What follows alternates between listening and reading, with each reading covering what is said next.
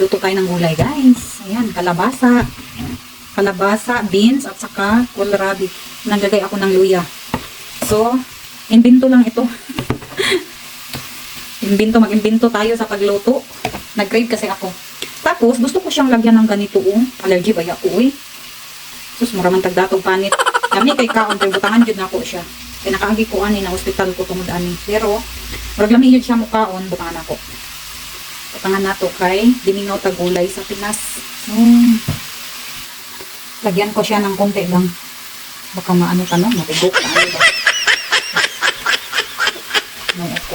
Kahit ako limang sa alamang, tungod na sa alamang. Pampalasa lang siya ba. Ang tagamit. So, nabutangan na nalagyan ko na siya ng alamang. Sarap, guys. Imbento ko lang ito, ha. Kasi hindi ako maglagay ng karne. So, ito lang. Tikman natin.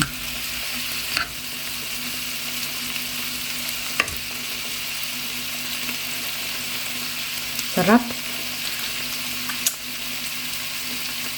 Sarap, guys.